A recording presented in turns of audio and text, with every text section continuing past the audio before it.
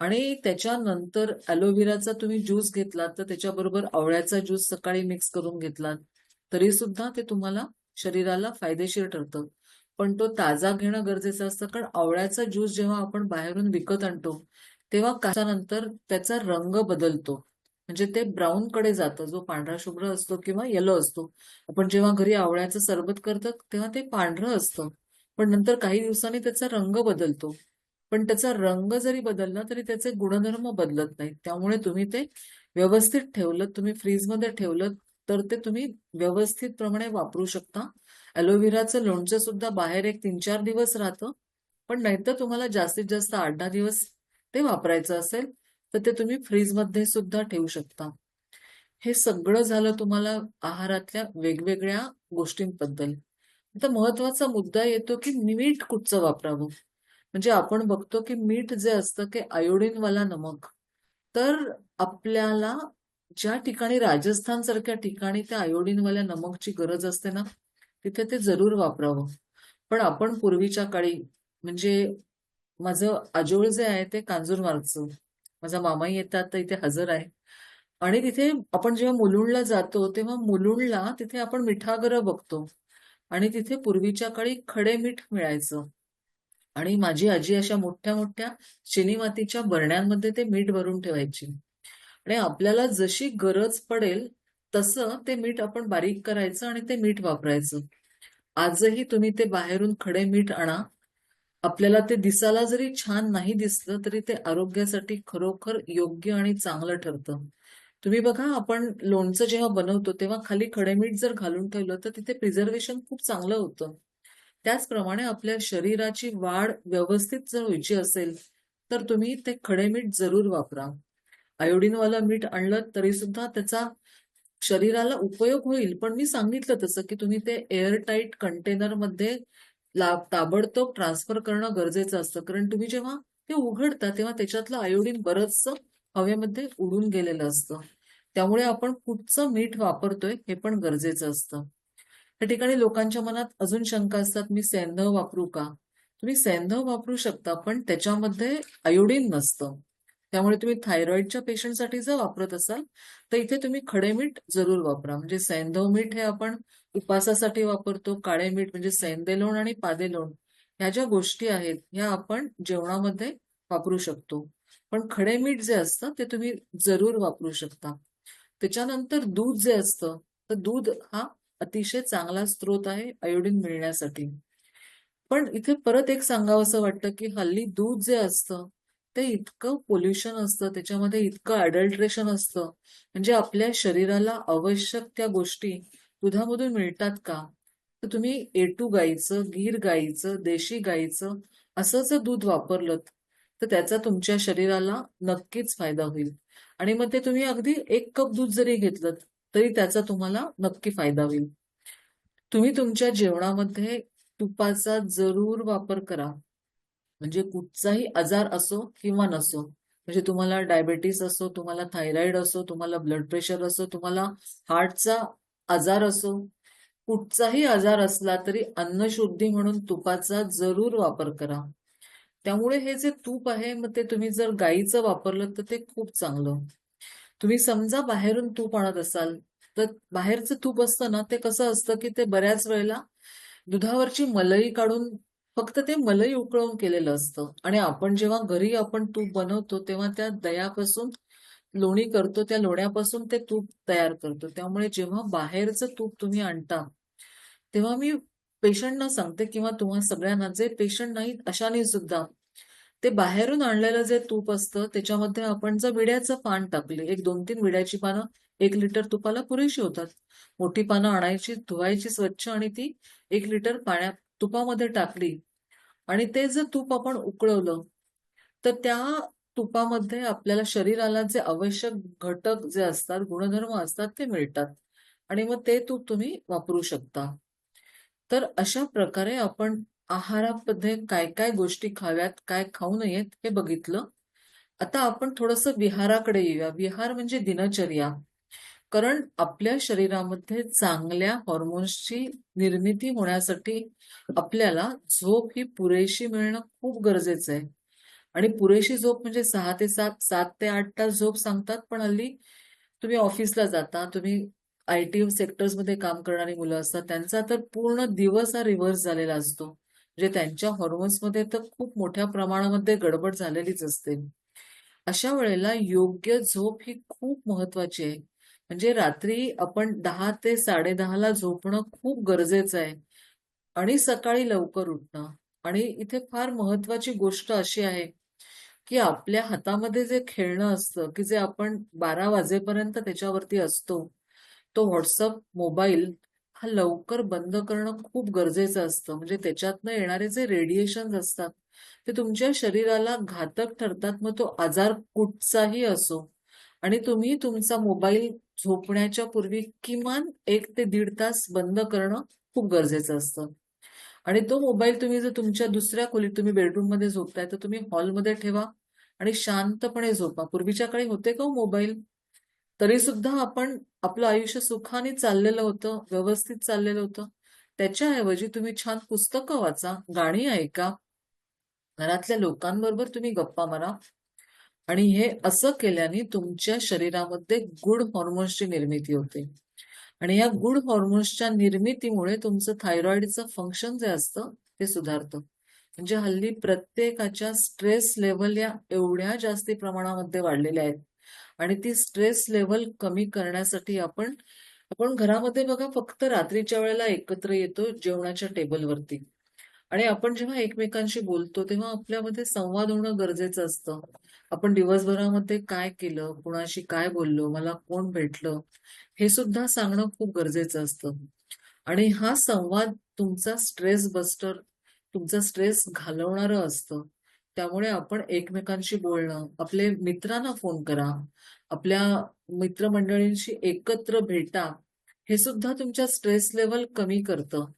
आणि ह्या stress level तुमच्या कमी झाल्या तर तुमच्या थायरॉइडचं फंक्शन जे असतं ते सुद्धा नॉर्मल यायला मदत होते. तुम्हाला वाटतं, मॅडम काय सांगतायत? पण तुम्ही हे नक्की करून बघा. कारण ह्या गोष्टी तुमच्या शरीरावरती सकारात्मक परिणाम घडवत असतात. म्हणजे बघा, की ह्या गोष्टी फक्त थायरॉइड फंक्शनच दुरुस्त करतात असं नाही. तर शरीरातल्या प्रत्येक लेव्हलवरती काम करतात. जर तुम्हाला शांत झोप लागली, तर तुम्ही सकाळी नक्कीच ताजे टवटवीत उठणार, फ्रेश होणार आणि तुम्ही दिवसभराची कामं व्यवस्थित करणार. म्हणजे आपल्याला एक छोटीशी गोष्ट जर आपण नीट केली, तर त्यामुळे अख्खा दिवस तुमचा चांगला जातो. मग दिवसभर तुम्ही झपाटून काम केलत, अभ्यास केलात, काम केलत, लिखाण केलत, पुस्तकं वाचलीत, गाणी ऐकलीत, परत तुम्हाला रात्री शांतपणे झोप येणार. म्हणजे हे जे सर्कल आहे ना, आपल्या शरीरामध्ये सार्केडियन सायकल, तो जो रिदम असतो, तो साधणं खूप गरजेचा असतो. म्हणजे रात्री 12 वाजताची जी झोप असते, ती आपल्या शरीरातल्या प्रत्येक गोष्टीचं कार्य सुधारते. आणि हल्ली मुलं रात्री 12च्या पुढे त्यांचा दिवस सुरू होतो. म्हणजे ऑफिसमधनं जरी 9ला सुटले, ऑनलाईन त्यांचं ऑफिस 12ला जरी सुटलं, तरी सुद्धा ती मुलं रात्री 2 शिवाय झोपत नाही. मग अशा वेळेला त्यांना खरोखर हे आई-वडिलांनी सांगणं खूप गरजेचं आहे. मग ती मुलं अगदी 20 वर्षाची असोत, 25 वर्षाची असोत, 30 वर्षाची असोत. आणि मुलांना सांगताना हे आपण पालन करतोय का, हे पण बघणं खूप गरजेचं असतं. म्हणजे ह्या सगळ्या गोष्टींचा आपल्या शरीरावरती काय दुष्परिणाम होतोय. म्हणजे हल्ली वाढणारे कॅन्सरचे जे आपण बघतो एवढे पेशंट्स का वाढतात? ह्या सगळ्या गोष्टींमध्ये मुळे वाढतोय असं नाही का वाटत तुम्हाला?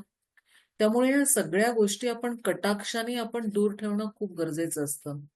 सकाळी लवकर उठल्यानंतर ज्या रुग्णांना थायरॉइडचा त्रास आहे, तर ह्या आपल्या गळ्याच्या भोवती नॅचरोपॅथीमध्ये असं सांगतात, की आपण गळ्याभोवती गरम पाण्याच्या किंवा थंड पाण्याच्या लपेटी किंवा पट्ट्या म्हणजे आपण जेव्हा पाय दुखतात, तेव्हा आम्ही सांगतो, की तुम्ही गरम पाण्यामध्ये पाय बुडवून ठेवा, मग गार पाण्यात पाय बुडवून ठेवा. तसंच आपल्या या थायरॉइडचं फंक्शन सुधारण्यासाठी तुम्ही 2 बाउल घ्यायचे. एकामध्ये गरम पाणी घ्यायचं, एकामध्ये नळाचं नळाचं पाणी, टेपिड वॉटर ते घ्यायचं आणि त्याच्यामध्ये तुम्ही एक चांगला टर्कीजचा टॉवेल घ्यायचा. तो पूर्णपणे त्याच्यामध्ये घालायचा, भिजवायचा, घट्ट पिळायचा आणि आपल्या मानेभोवती त्याची लपेट द्यायची. किंवा जर आपल्याकडे सुती पंचा असेल, तर त्याचे सुद्धा खूप छान उपयोग होतो. पण सुती पंचा पातळ असतो, तर त्याचे एक 2-3 फोल्ड करायचे पाण्यामध्ये भिजवायचे आणि गळ्याभोवती ते पूर्णपणे लावून ठेवायचं. आणि एकदा गरम पाणी आणि एकदा थंड पाणी. आणि हे असं गरम आणि गार केल्यामुळे काय होतं, तिथे ब्लड सर्क्युलेशन वाढतं. म्हणजे त्याच्या मागचं कारण हे आहे की तिथे ब्लड सर्क्युलेशन वाढल्यामुळे ती जी ग्रंथी असते त्याचं कार्य जे कमी किंवा जास्ती झालं असतं ते ऍक्टिव्हेशन होतं. आणि त्यामुळे ते आपण आपल्या वेळेनुसार आपल्याला जेवढं सहन होईल त्यानुसार, म्हणजे इथे सुद्धा बघा, गरम पाण्याची लपेट म्हटली तरी ते उकळतं पाणी अजिबात नको. आपल्याला जेवढं सहन होईल तेवढंच. म्हणजे आपण आपल्या त्वचेला जेव्हा त्या गरम पाण्याचा स्पर्श करतो तेव्हा तो सुखावह असला पाहिजे, तो त्रासदायक नसला पाहिजे. म्हणजे मी गरम पाणी म्हटलं तर, आणि ते जर भाजलं तर त्याचा काहीच उपयोग नाही. त्यामुळे गरम पाणी हे आपल्याला सुखदायक ठरेल अशाच स्वरूपामध्ये तुम्ही त्याचा वापर केलात तर ते तुम्हाला नक्की फायदेशीर ठरू शकतं. या ठिकाणी आयुर्वेद शास्त्रामध्ये आम्ही लावण्यासाठी वेगवेगळे लेप सुद्धा सांगतो, पण ते मात्र तुम्ही तुमच्या तज्ञ डॉक्टरांकडे जाऊनच वापरणं गरजेचं असतं. तर हे झालं लपेटीबद्दल. त्यानंतर मी जसं म्हटलं की सकारात्मकता ही विचारांमध्ये पाहिजे, विहारामध्ये पाहिजे. आपलं शरीर जे असतं ना, आपल्या शरीराचं कार्य एका ग्रंथीद्वारे दुसऱ्या ह्याच्यावरती. म्हणजे आपल्या शरीरामध्ये व्हिटॅमिन डी बनण्यासाठी तुमच्या शरीरावरती सूर्यप्रकाश पडणं गरजेचं आहे. मग त्यासाठी तुम्ही बाहेर फिरायला जाणं गरजेचं आहे. तुम्ही बाहेरून जरी वेगळं व्हिटॅमिन डी घेतलं तरी त्याचं ऍब्झॉर्प्शन शरीरामध्ये होणं गरजेचं आहे. त्यासाठी व्हिटॅमिन सी ची गरज आहे. व्हिटॅमिन सी चं ऍब्झॉर्प्शन किंवा तुम्ही आयर्नचं ऍब्झॉर्प्शन होण्यासाठी व्हिटॅमिन सी ची गरज आहे. म्हणजे आपल्या जेवणामध्ये आपण जे वरण, भात, तूप, लिंबू हा जो परिपूर्ण आहार घेतो, तसं ह्या सगळ्या गोष्टी एकमेकांशी कोरिलेट करतात. म्हणजे सकाळच्या वेळी तुम्ही बाहेर फिरायला जाणं, तुम्ही शरीराला तेल लावणं, जो आयुर्वेदामध्ये अभ्यंग सांगितलेला आहे, व्यायाम करणं, ह्याची ह्या सगळ्या गोष्टींसाठी खूप गरज असते. त्यामुळे तुम्ही ह्या सगळ्या गोष्टी तुमच्या जीवनामध्ये, तुमच्या दररोजच्या दिनक्रमामध्ये कुठे बसतायत? मग किमान 10 मिनिटं, 15 मिनिटं तुम्ही करू शकताय का? मग थोडं लवकर उठलात ना, तर ह्या सगळ्या गोष्टी आपल्या त्या टाइम टेबलमध्ये फिट बसू शकतात. आणि तुम्ही म्हणाल, आम्ही नोकरी करतो, आम्हाला हे शक्य नाहीये. पण शनिवार, रविवारी जर सुट्टी असेल, तर 2 दिवस तर तुम्ही तुमच्या स्वतःसाठी ठेवा ना. जे आपलं आरोग्य टिकवायचं असेल, तर ह्या गोष्टी आपण करणं खूप गरजेचं आहे. त्यामुळे 2 दिवस माझ्यासाठी. मग मी घरामध्ये काहीही करणार नाही. मी फक्त माझ्यासाठी मी योगासनं करीन, मी माझ्या शरीराला तेल लावीन, मी व्यायाम करीन, मी सूर्यनमस्कार करीन. आणि माझं जर आरोग्य टिकलं, घरातल्या स्त्रीचं, घरातल्या गृहिणीचं, घरातल्या आईचं जर आरोग्य टिकलं, तर ती अख्ख्या घराचं आरोग्य सुधारू शकते. म्हणजे घरातल्या प्रत्येक व्यक्तीनी त्या स्त्रीला सुद्धा मदत करणं गरजेचं आहे, की तिचं आरोग्य टिकलं तर अख्ख्या घराचं आरोग्य टिकणार आहे. बरोबर आहे ना? मला वाटतं हा मुद्दा सगळ्यांना पटला असेल. तर ह्या ठिकाणी आता आपले आहार झाला, विहार झाला, विचार. मी जसं म्हटलं, की विचार जे असतात ना, त्या विचारांचा सुद्धा आपल्या शरीरावरती आणि मनावरती खूप जास्ती परिणाम होत असतो. म्हणजे आपण जेवतोय आणि समोर आता टीव्ही आहे आणि सगळ्या 7:30 वाजल्यापासून वेगवेगळ्या सिरियल्स चालू असतात. आणि मग त्यामध्ये सासू असते, सून असते, भांडणं असतात, झगडा असतो आणि ह्याच्याशिवाय काहीच नसतं. आणि मग तुम्ही जेवताना तुम्ही तुमचं जेवण जेवतच नाही मुळी. ते सगळे ते जे विचार असतात भांडणाचे, दुष्टपणाचे, ते तुम्ही खात असता. मग तुम्ही जर जेवताना तुम्ही टीव्ही बंद करून जेवलात, तुम्ही जेवताना हात जोडून त्या अन्नाचे आभार मानलेत, तुम्ही वदनी कवळ म्हणून प्रार्थना करून जर ते अन्न ग्रहण केलं आणि तुम्ही तुमच्या घरातल्या स्त्रीला जर आभार मानलेत, आईला, की अगं जेवण खरंच छान झालंय. त्या आईला पण खूप छान वाटतं, त्या अन्नालाही छान वाटतं. तुम्ही जे अन्न खाता ते तुम्हाला चांगल्या प्रकारे पचतं, हे करून बघा. जे आपण दिवसातनं किती जणांना आपण थँक म्हणू शकतो, किती जणांचे आभार मानू शकतो. आणि अगदी तुमच्याकडे येणारा झोमॅटोवाला जरी असला, तुम्ही त्याचे जरी आभार मानलेत, त्याला खूप छान वाटतं. करून बघा. तुमच्याकडे पेपर टाकणारा जो माणूस असतो, मुलगा असतो, कधीतरी तुम्ही दरवाजा उघडता सकाळी लवकर आणि त्याला सांगितलं, "अरे, दररोज तू मला पेपर देतोस. खरंच थँक आणि ही जी सकारात्मकता आहे ना, ही तुमच्या शरीरावरती रिफ्लेक्ट होत राहते. आणि तुमचं मन जे असतं ना, ते मन करारे प्रसन्न. म्हणजे तुम्ही असं जर प्रसन्न मनाने जर तुम्ही तुमचा दिवस सुरू केलात ना, तुमचं सगळं शरीर तुम्हाला साथ देतं. म्हणजे आमच्याकडे जेव्हा पेशंट येतो, तेव्हा मी पेशंटना नेहमी सांगते, की तुम्ही एखादं औषधं घेताय, औषधं जाह्नवी तोयम. माझे आजोबा नेहमी जो विष्णू षोडश जी 16 नावं आहेत विष्णूची, त्याच्या तो श्लोक म्हणून आम्हाला औषध द्यायचे. म्हणजे तुम्ही औषध घेताना सुद्धा मी ते विष्णू पद आहे, विष्णूचं तीर्थ आहे, ते म्हणून जर तुम्ही ते औषध घेतलं तर त्याचा तुम्हाला नक्की फायदा होईल. तसं मी हे जे अन्न ग्रहण करतोय ते माझ्या शरीराच्या जडणघडणीसाठी मी घेतोय. माझं शरीर निरोगी राहण्यासाठी मी घेतोय. ह्या विचाराने तुम्ही जर ह्या सकारात्मकतेने जर तुम्ही जेवण घेतलं, उद्यापासून टीव्ही बंद करा. काही काही जणांच्याकडे तर माझ्या अशा मैत्रिणी आहेत की त्यांच्याकडे टीव्हीच नाहीयेत. म्हटलं किती छान. त्या म्हणाल्या आम्ही टीव्हीच नाही, आम्ही घरातनं टीव्ही काढून टाकला. आणि मग त्यांचं आरोग्य खरोखर चांगलं आहे. मग आपण किमान जेवताना तुम्ही लहान मुलांना बघा, छोटी बाळं जेवत नाहीत म्हणून त्यांच्यापुढे आपण व्हिडिओ लावतो, मोबाईल त्यांच्या हातात देतो आणि त्यांना दूध पाजतो, त्यांना अन्न भरवतो आणि एवढ्या लहान वयापासून आपण त्यांना त्या मोबाईलची, टीव्हीची सवय लावतो. आणि तेव्हापासूनच त्यांच्या अनारोग्याचा आपण पाया घालत असतो. म्हणजे ह्या सगळ्या गोष्टी आपल्या शरीरावरती सकारात्मक परिणाम घडवतात का नकारात्मक? आणि ह्या गोष्टी आपण जर कटाक्षाने टाळल्या, मुलांना सांगायचं तुम्हाला टीव्ही बघायचा आहे ना, जरूर बघा. पण जेवताना नाही. त्यांना तुम्ही त्यापेक्षा गोष्टीचं पुस्तक समोर ठेवा. छान चित्रांची पुस्तकं येतात. आपण आपल्या मुलांना गोष्टी सांगतो का हल्ली? नाही सांगत. रात्री झोपताना आमची आई आम्हाला नेहमी गोष्ट सांगून झोपायची. त्याशिवाय आम्ही झोपायचोच नाही.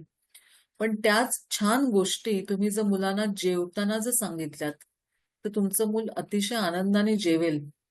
आणि त्या मुलाला टीव्हीची, मोबाईलची सवय हळूहळू तुम्ही कमी करा.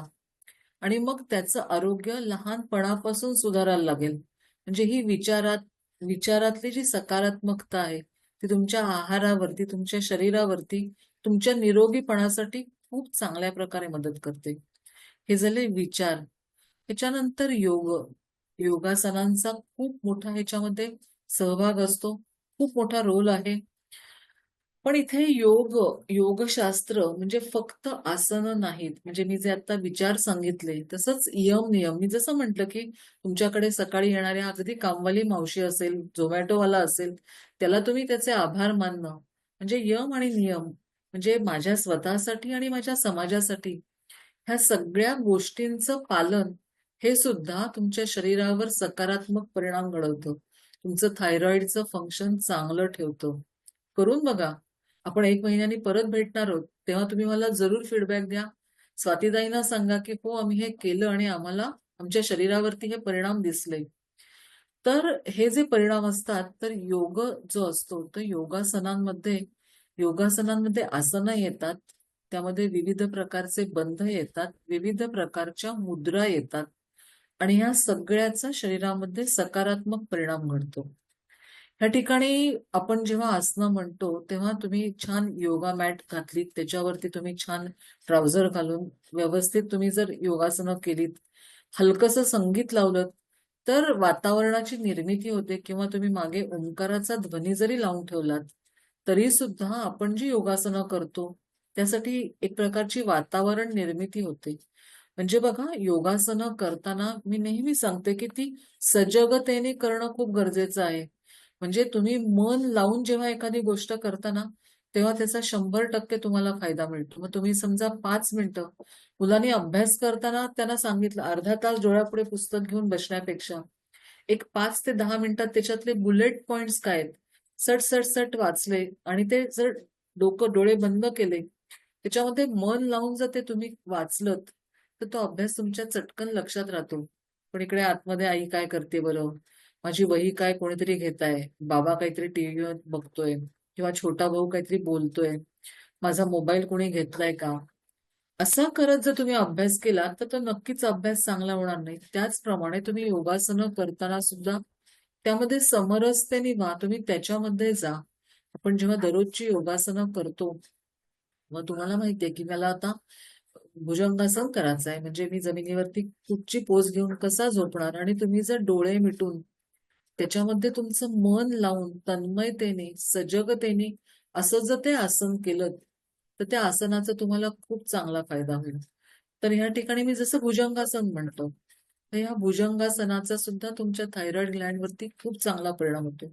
आपण जेव्हा सापासारखी स्थिती आपल्या भुजंगासनामध्ये येते, त्याला आपल्या मानेवरती चांगल्या प्रकारे स्ट्रेच येतो आणि त्या भुजंगासनाचा सुद्धा खूप छान फायदा होतो. ह्या ठिकाणी आपण जेव्हा पाठीवरती झोपून कुठची आसनं बरं आपण सांगू शकतो, इथे पण तुम्ही योग तज्ञांचा सल्ला त्यांच्याकडे जा. त्यांच्या देखरेखीखाली त्यांच्याकडे जाऊन तुम्ही शिका आणि ते तुम्हाला जेव्हा करेक्ट करतील, की हो हे आसन असं-असं आहे. तुम्ही असं-असं करा आणि ते तुम्ही त्या प्रकारे केल्यानंतर मग तुम्ही तुम्ही घरी ते आसनं करू शकता. आणि जे सर्वांगासन आहे, म्हणजे आपण पाठीवरती झोपायचं, आपले पाय जे आहेत आणि 90 डिग्रीज वरती उचलायचे. हळूहळू आपल्या कमरेला आपल्या हाताने आधार द्यायचा आणि पाय तुमचे वरती उचलायचे. त्याचा जो तुमच्या मानेवरती जो दाब पडतो ना, तो तुमच्या थायरॉइडचं फंक्शन सुधारायला अतिशय उपयोगी असं हे आसन आहे. ज्यांना सर्वांगासन जमणार नाही, त्यांनी त्यांचे पाय जेवढ्या लेव्हलला वरती येतील, तेवढे जरी केले तरी सुद्धा पुरेत. कारण योग हे असतं ना, ते प्रत्येकाला त्यांच्या शरीराला त्यांचं शरीर जे असतं त्यांच्या फ्लेक्झिबिलिटीनुसार, त्यांच्या वयानुसार मला काय योग्य ठरतंय यानुसार योग साधना सांगायची असते. म्हणजे मी आत्ता सांगितलं आणि तुम्ही पाय पटकन वरती करून तुम्ही सर्वांगासन केलं, हे अजिबात योग्य ठरणार नाही. पण ते जर तुम्हाला ज्या लेव्हलपर्यंत जितका वेळ तुम्हाला ते आसन धरून ठेवता येईल, जितका वेळ होल्ड करता येईल, तितका वेळ ते करणं गरजेचं असतं. आणि मग त्याचा तुमच्या मानेवरती चांगला दाब येतो. जे शिडशिडीत आहेत, ज्यांना योगासनांची चांगली सवय आहे किंवा तुम्ही प्रॅक्टिसने तुम्ही जेव्हा सर्वांगासन करायला सुरुवात कराल, अशा वेळेला तुम्ही हलासन म्हणजे आपले पाय जे असतात ते पूर्णपणे मागे टाकायचे. त्या हलासनाचा सुद्धा आपल्या थायरॉइड ग्लँडसाठी खूप चांगला उपयोग होतो. इथे योगशास्त्र असं असतं ना, की ते हायपोसाठी वेगळं, हायपरसाठी वेगळं असं नाही. ते इन जनरल तुमच्या थायरॉइड ग्रंथीचं कार्य सुधारायला खूप चांगलं मदत करतं. त्यामुळे तुम्ही सर्वांगासन चांगल्या प्रकारे करू शकता. तुम्ही हलासन करू शकता. तुम्ही जेवढा वेळ जास्ती सर्वांगासन वरती धरू शकलात, तर काही-काही वेळेला काही लोकं सर्वांगासनामध्ये पद्मासन सुद्धा घालतात. म्हणजे ते त्यांच्या कपॅसिटीनुसार, त्यांच्या क्षमतेनुसार आणि ते त्या प्रॅक्टिस किती वर्ष करतायत ह्याच्यावरती अवलंबून राहतं. पण त्याचा आपल्या या थायरॉइड ग्लँडवरती अतिशय चांगला प्रभाव पडतो. इथे सर्वात महत्वाचं म्हणजे सूर्यनमस्कार. हा सूर्यनमस्कार हा सगळ्या आसनांचा राजा. ह्याच्यामध्ये 8 आसनांचा समावेश होतो. त्यामुळे तुम्ही सूर्यनमस्कार जरूर घाला आणि ते घालताना तुम्हाला काहीच अडचण येणार नाही. दररोज किमान 5 मिनिटं तुम्ही जर सूर्यनमस्कार घातले, तर ते 5 मिनिटामध्ये जवळ-जवळ 11 सूर्यनमस्कार होतात. त्यामुळे तुम्ही 5 मिनिटं स्वतःसाठी नाही का काढू शकणार? नक्कीच काढू शकता.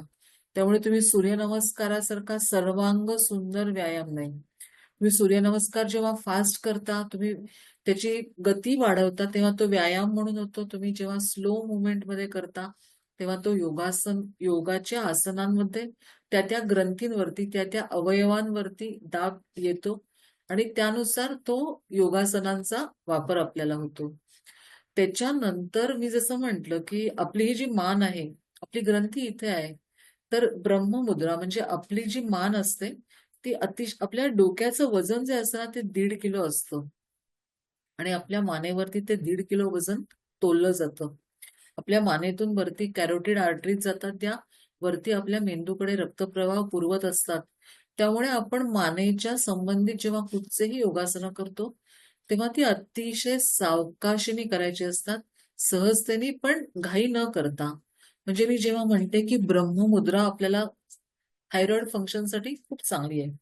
तर ही ब्रह्ममुद्रा कशी करायची असते? तुम्ही सुखासनात म्हणजे तुम्ही मॅटवरती मांडी घालून बसू शकता, पद्मासनात बसू शकता, तुम्ही अर्ध पद्मासनात किंवा तुम्ही आत्ता खुर्चीमध्ये बसलात तसे खुर्चीवर बसून सुद्धा हे करू शकता. आपल्या बोटाची जी स्थिती आहे, म्हणजे आपला अंगठा आणि आपली तर्जनी एकत्र जोडायची. ही बोटं तिन्ही एकत्र करायची. आपल्या मांडीवरती हे ठेवायचं. पुढी ठेवली त्याला चिन मुद्रा म्हणतात. तुम्ही असं ठेवलं तर त्याला ज्ञानमुद्रा म्हणतात आणि त्यामध्ये तुम्ही आपली आसनं करू शकता. तर ही जी आपली हनवटी आहे ती आपण श्वास घ्यायचा, श्वास सोडत सोडत आपण ही जी आहे ही पूर्णपणे ह्या बाजूला हनवटी न्यायची असते. परत श्वास घेत घेत हळूहळू मी जेवढ्या गतीने दाखवते त्याच्यापेक्षा सुद्धा स्लो गती असणं खूप गरजेचं आहे. त्याच्यानंतर आपली जी मान आहे ती आपण आपल्या डाव्या खांद्याकडे न्यायची असते. ह्या ठिकाणी एक महत्वाचं असं की आपली मान वळणं गरजेचं आहे, आपले खांदे नाहीत. जे काही काही लोकांचा नकळतपणे त्यांचे खांदे वळले जातात, तर आपले खांदे स्थिर असणं खूप गरजेचं आहे. ह्याच्यानंतर आपली जी हनवटी आहे ती आपण वरच्या दिशेला वळवायची असते. आता इथे बघा आपण जेव्हा हनवटी वरती करतो तेव्हा आपलं ऑटोमॅटिकली तोंड थोडंसं उघडं राहतं. अशा वेळेला आपलं तोंड वरती बंद करायचं आणि तोंड आपले दात जे असतात ते दात एकावरती एक तुम्ही जर असे घट्ट पकडलेत किंवा ओठ जर तुम्ही दाब बंद केलं तर त्याचा तुमच्या थायरॉइड ग्लँड वरती मानेवरती खूप चांगला दाब पडतो. आणि त्याच्यानंतर आपली जी हनवटी आहे ती आपल्या हा जो नॉच असतो इथे इथे पूर्णपणे लावायची असते. म्हणजे ही ब्रह्ममुद्रा म्हणजे ब्रह्मदेवाला जशी चार दिशांना चार तोंड असतात. उजवीकडे, डावीकडे, वरती आणि खाली. अशा प्रकारे आपण जर केलं तर त्याचा आपल्या थायरॉइड ग्लँडवरती खूप चांगला दाब पडतो, ताण येतो आणि त्याचं फंक्शन खूप चांगल्या प्रकारे सुधारायला मदत होते. इथे प्राणायाममध्ये अनुलोम विलोमचा फायदा होतो. इथे उज्जाई प्राणायाम जो आहे त्याचा खूप चांगला चांगला उपयोग होतो. पण हे मात्र तज्ञांच्या सल्ल्यानेच हे करणं खूप गरजेचं असतं. त्याच्यानंतर सूर्यभेदन प्राणायामाचा सुद्धा उपयोग होतो. पण इथे मी म्हटलं तसं की हे प्राणायाम जे आहेत ते तुम्ही तज्ञांच्याकडे जाऊन एकदा शिका आणि ते जर तुम्ही तसे जर केलेत तर त्याचा तुम्हाला खूप चांगला फायदा होतो. ह्या ठिकाणी अजून एक सांगते आणि मी माझं भाषण थांबवते म्हणजे कोणाला काही शंका असेल तर ते विचारू शकतील.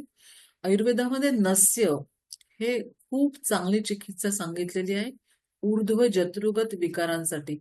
ऊर्ध्व म्हणजे वरच्या बाजूला, जत्रू म्हणजे हे जे आपलं क्लॅव्हिकल बोन असतं त्याच्यावरती होणारे जे आजार असतात त्याच्यासाठी नस्य चिकित्सा अतिशय उपयोगी असते. त्यामुळे तुम्ही तज्ञ डॉक्टर म्हणजे आता तुम्ही डॉक्टरांकडे गेलात, माझ्याकडे आलात, तुमची प्रकृती बघून तुमच्या थायरॉइडचं काय आहे हे बघून मी तुम्हाला वेगवेगळ्या प्रकारची तेलं सजेस्ट करते आणि त्याचा उपयोग तुमच्या थायरॉइडसाठी खूप चांगला होतो. पण आपण जर नाकामध्ये 2 चमचे साजूक तुपाचे थेंब जर टाकले त्याने सुद्धा तुमचं थायरॉइड फंक्शन सुधारायला खूप चांगली मदत होते. जे बघा कोविडमध्ये जेव्हा आमच्याकडे पेशंट येत होते, जेव्हा बाहेर जायला लागायचं किंवा आम्हाला सुद्धा बाहेर जायला लागायचं पेशंट तपासायला आणि तेव्हा खूप भीती असायची की बाहेरून आपल्या नाकातनं जंतू आत जाणार नाहीत ना.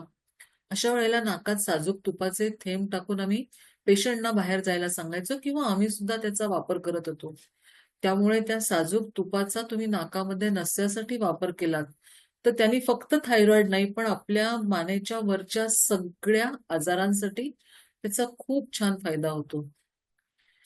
अशा प्रकारे आपण थायरॉइड ग्रंथीचं कार्य कसं सुधारावं, आपलं शरीर निरोगी कसं ठेवावं, आपलं हे छान फुलपाखरू आहे, ते फुलपाखरू सतेज कसं ठेवावं, त्याची जी किलबिल आहे, त्याचा जो फडफडाट आहे त्या फुलपाखराचा, त्याची जी छान नाजूक अशी जी फडफड आहे, ती कशी चांगली ठेवावी, हे आपण बघितलं. माझं भाषण तुम्ही खूप शांतपणे ऐकून घेतलं. स्वातीताईंनी मला इथे बोलावलं.